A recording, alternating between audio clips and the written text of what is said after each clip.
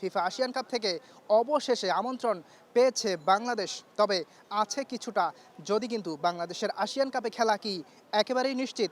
উত্তরটা হচ্ছে না।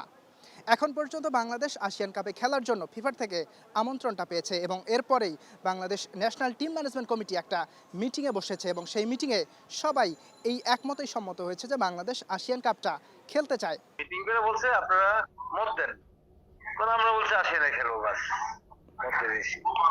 আচ্ছা। ঠিক আছে, এটা প্রক্রিয়া করবে, ওইটা হয়তো সুযোগ হবে মনে হয় খেলার। মানে ব্যাপারটা এখনো 100% শিওর না, তবে প্রক্রিয়া চলছে আর কি, মানে মোটামুটি হ্যাঁ আশাবাদী। হ্যাঁ হ্যাঁ হ্যাঁ, মানে আমাদের প্রেসিডেন্ট অনুমোদন চাইছে আর অনুমোদন দিয়েছে, আমরা তো এর বেশি কিছু করতে পারি না। আচ্ছা আচ্ছা। যেহেতু প্রেসিডেন্ট বলছে, তাহলে তার মানে তো অবশ্যই একটা সুযোগ আছে। এটা তো ইমার্জেন্সি ফোন দিয়া তো বলার দরকার নেই, বলা ফোন করার কথা ছিল না এবং ইমার্জেন্সি মিটিং দরকার ছিল না, সুযোগ আচ্ছা। আছে।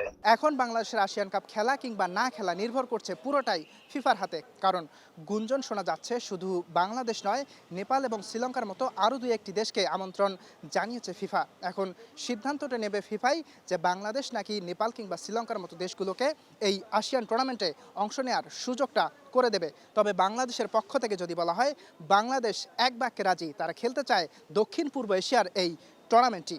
ইয়াসির আরাফাত, সবুজ, স্টার প্লে, ঢাকা।